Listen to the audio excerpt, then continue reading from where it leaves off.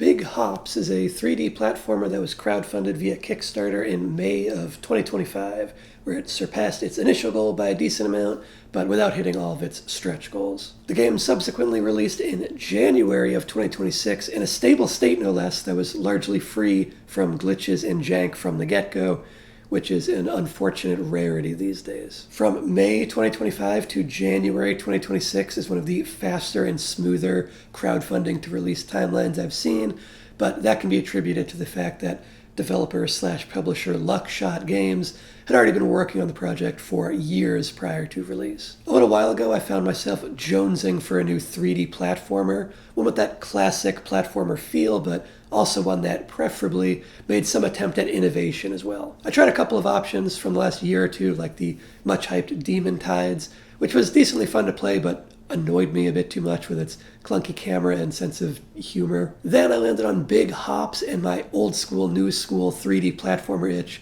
was scratched perfectly. You play as a cute and innocent little frog named Hop, who yearns for adventure, but gets much more than he bargained for. He winds up being abducted by a mysterious supernatural dude named Dis, who forces him to collect dark drips, which are your standard 3D platformer collectible, like the moons, stars, or cat shines from the Mario franchise. While you're carrying out this collect-a-thon thread, you're also trying to gather airship parts to make your way back home in spite of Dis's insistence to the contrary, which gives you a pretty neat dual motivation to explore the game's three main worlds. Each one is pretty large and has a good number of things to do and secrets to uncover, plus simple but engaging enough plot lines with likable NPCs. Like just about any platformer, there's plenty of Nintendo inspiration to be found, but I was thrilled to see the influence of, amongst others, Sly Cooper. It's about time we got more Sly Cooper-inspired games. But unlike a lot of the throwback games that come out, Big Hops is considerably more than just a mishmash of influences.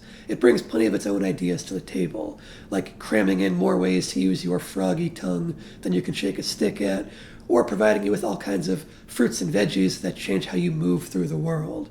A green apple gives you a spot to cling to, a mushroom helps you bounce high, a bubble fruit sends little bubbles through the air that you can zip between, and many more. These little throwables are well placed throughout the game worlds to empower your traversal, and they're flexible enough that you can make it past certain obstacles in multiple ways by thinking outside the box. What's more, the game also gives you an upgradable backpack to store items in. This means that you can bring these throwables with you, allowing you to carry them from anywhere you find them all the way across the game world to use wherever you want. Now, I'm not about to get into any is Big Hops an immersive sim discourse, but the creativity allowed by these throwables does certainly create the room and flexibility for far more creativity and emergent gameplay than 3D platformers are usually able to provide, which gives the game a serious X factor. On top of that, the movement feels tight and responsive, allowing for precision platforming and lots of ways to build momentum and pick up speed. The level design is strong throughout, providing obstacles that remain challenging even though they can be surmounted in multiple ways. There's a good amount of variety too. There are only 3 main worlds, but each has multiple sub-areas that feel quite different from each other. For example, the first big world has desert areas, a town with a good amount of built-in verticality, an entire sewer section, which provided quite a difficulty spike for me and was actually more challenging than anything that followed, and a big headquarters area to climb and sneak around in. And that's without even getting into the optional challenge rooms and the void levels that connect you between the main worlds, which are all fun as well. There aren't any elements where Big Hops drops the ball in a major way, but there is some unevenness, some areas that could be a little bit tighter, and some potential that I wouldn't go so far as to call wasted, but instead some potential that wasn't delivered on as much as it could have been. For example, some of the throwables are significantly more interesting and useful than others, with only 1 or 2 that feel outright awkward to use. The trinkets are a similar situation. Every time you collect enough mini dark bits to add up to a full dark drip, you get to choose a new trinket between 2 random options.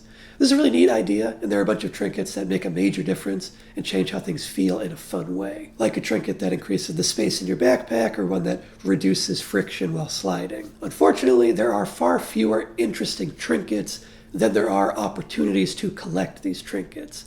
And by the final world, every single time I was presented with 2 trinket options, I found myself not wanting either of them. Overall, I'm definitely still glad that the trinket system is part of the core gameplay loop, and I imagine that a sequel would be able to dial in a more uniformly satisfying batch of trinkets without the chaff to flesh out the full suitcase. In a similar spot of being a nice idea but not being implemented as well as it possibly could have is the game's economy.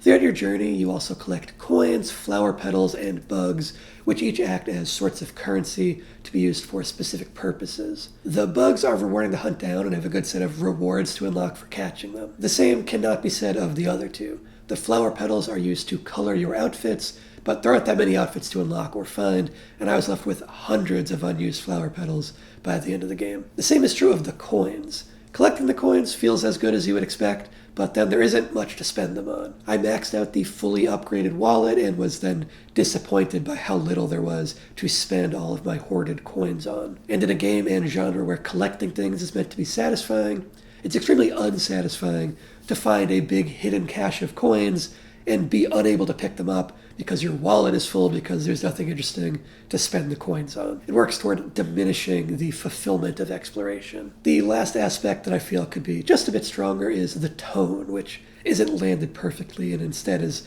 left in a sort of undecided in-between space. The majority of the dialogue, humor, and storytelling feels kid-oriented, but then characters will suddenly reference Full Metal Jacket or get a little bit more vulgar than expected, like saying they're pissed off or calling someone a prick, which personally I don't care about that at all, but it's the kind of thing that a lot of parents get riled up about. I also found the game to be pretty challenging at times, and I imagine a child would really struggle to get past certain parts. In a Reddit AMA, the dev said he doesn't consider the game to be aimed at kids. It made it sound like people mistaking it for a kid's game was actually a bit of an issue.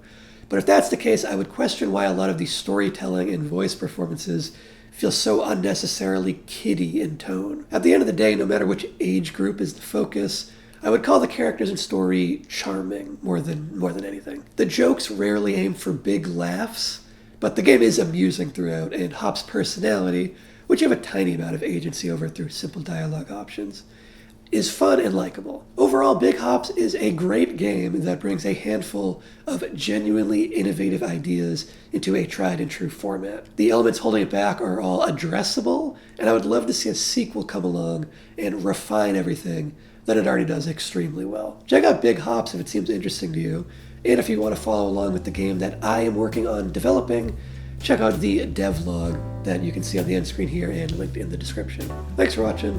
So long.